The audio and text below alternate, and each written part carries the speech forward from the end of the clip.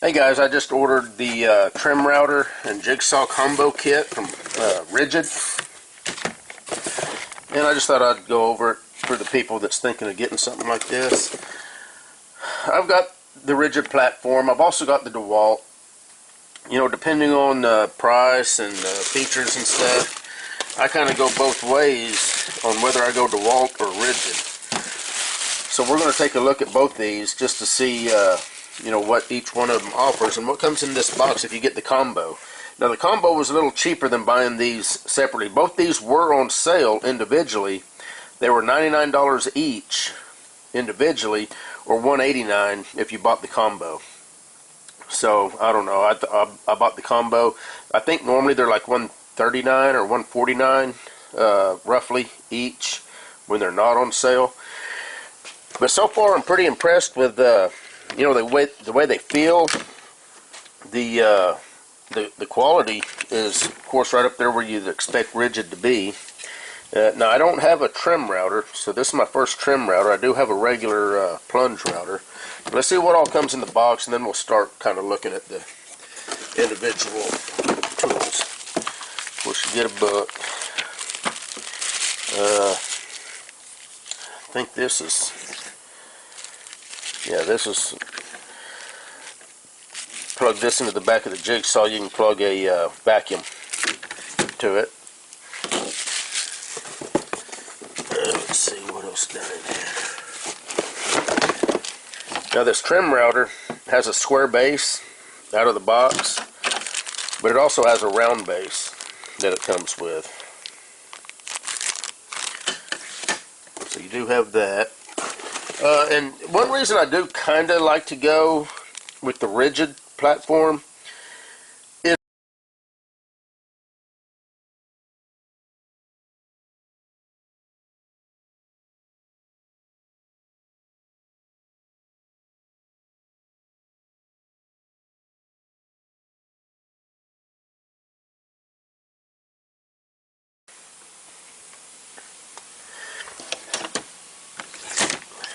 now you got your guide now that you can run along the edge of a piece of wood.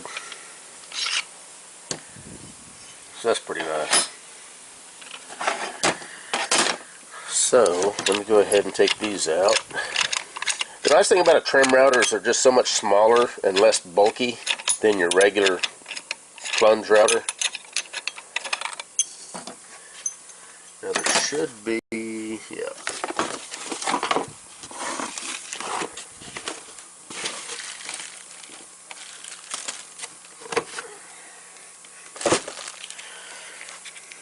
Got a wrench, and now that's kind of weird. It does come with a bit for the router, but it doesn't come with a blade for the saw. I mean, I got plenty of blades, but you think if it came with your common router bit, roundover bit, that it would come with a blade for the saw. But whatever. We're going to give this puppy a shot. And just so you know how this works, you undo that clamp. You got this quick release threaded lever that you're going to release, and then whenever it pops back down here on the thread, and then you can fine tune it right up here on this dial. And it will move the tool, and then whenever you get it exactly where you want it, you just snap that back down and you're good to go. So that's pretty nice.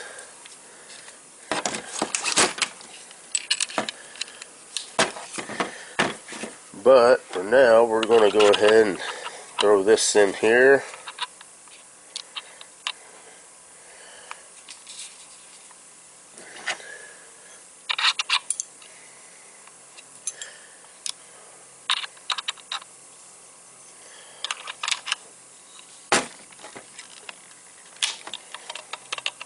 There we go. And like I say, you can quickly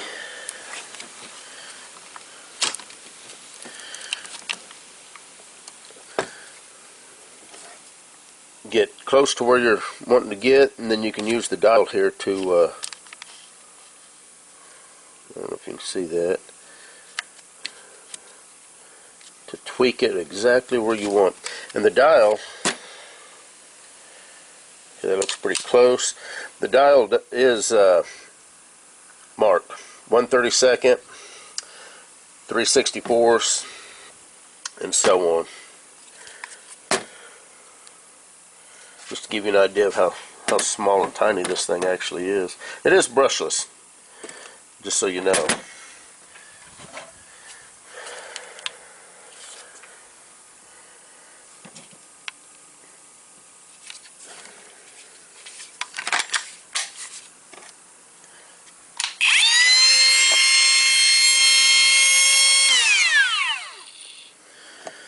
So let's take it over here. Let me get a piece of wood set up, and we're going to use this, and then we're going to try the jigsaw.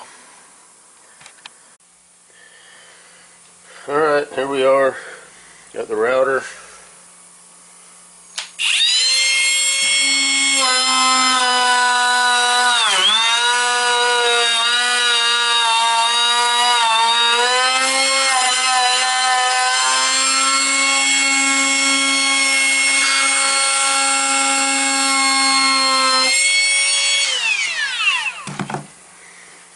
That thing worked a lot better than I thought it was going to.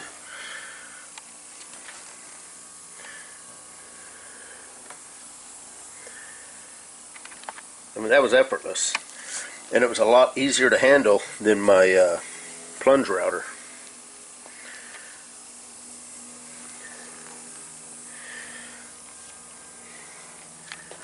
Yeah, I'm going to like that. It's going to be a lot more handy to just grab and throw a battery in it and then do some routing than it is to get the heavy plunge router out, get it set up, plug it in, get an extension cord, and all that. Alright, so that took care of that wood over there with this round over bit. Really easy. And I just noticed that it was actually still set to just 1. So I'm going to turn this thing on, and I'm going to speed it up just so you can hear how fast this thing spins up.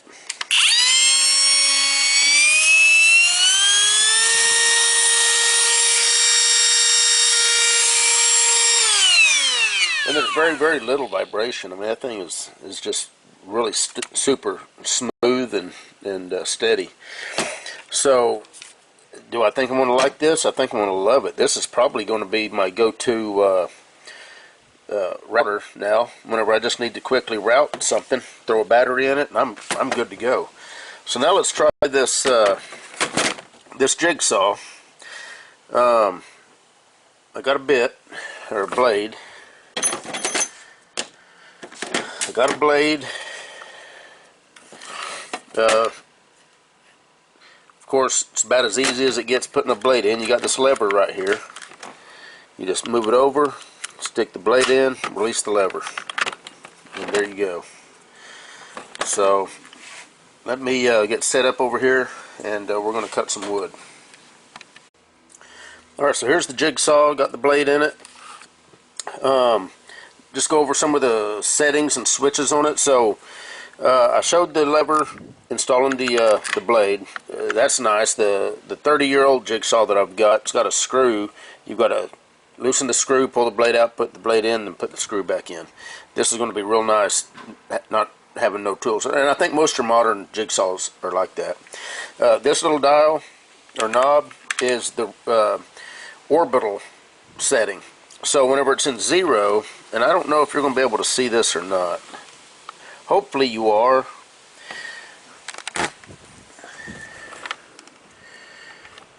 But if you look at the blade, I've got it on 0, and I'm going to go slow. Let me make sure that this is set to the slowest setting, so you'll be able to see it. So this would be for, and there's a chart in the manual that tells the types of woods, metal, whatever that you'd want to have these set at. 0, there's no orbital action at all. Metal, it would be one example of when you would not want to use an orbital motion.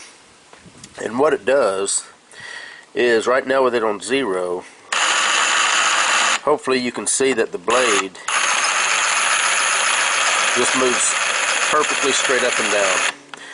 And if you look at this little arm right here, it's not moving at all. If I go to 1, that's minimal orbiting action. So the blade is going to very slightly move back and forth as it's going up and down. And if you watch this arm, you'll be able to see that arm just ever so slightly move. Let's go to 2. This is a little bit more aggressive. This is what they call medium. I don't know if you noticed that arm. Now 3, this is the most aggressive. You see that arm? So the blade is literally, you know, going in an orbital motion whenever it's cutting, whichever way it goes. And I think what that's for is for getting rid of the chips that it's cutting. It helps get rid of it so that it'll have an easier next cut. And then this switch is your blower or vacuum switch. So if you had the attachment in here,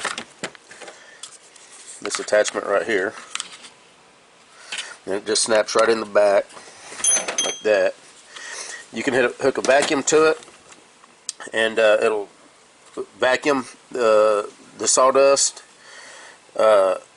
or it'll blow. So we're going to try that out over here on this piece of wood and see what it does. I'm going to go back to 0 with that. Also, you got your angle lever here. So right now it's locked flat. If you lever that out of the way, push forward, you can move this to 45-degree angle, relock it. Now you can cut a 45-degree, either direction.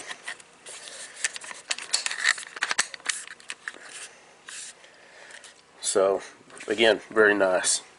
So let's go over here on this wood and see what happens.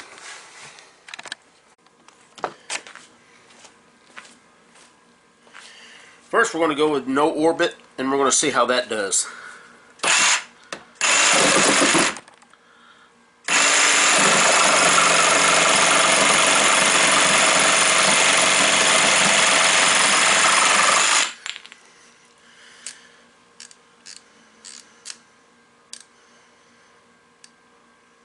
Now let's go with, we'll go with medium orbit.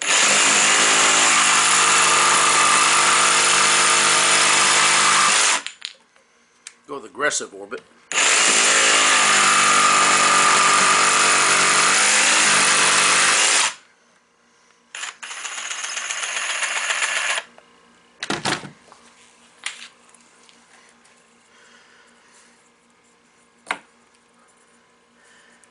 Slice through it like butter.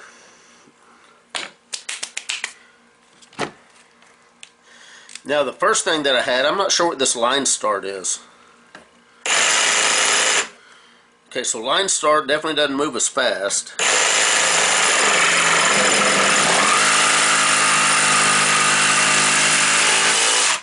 Okay, so it started off slow, and then once it got some pressure behind it, it sped it up.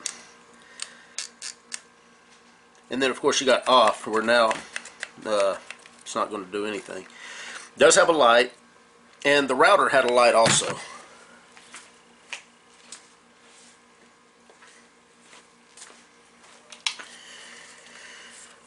As you can see, got your light, so both of them do have lights. Let's do the router again. I'm going to speed it up.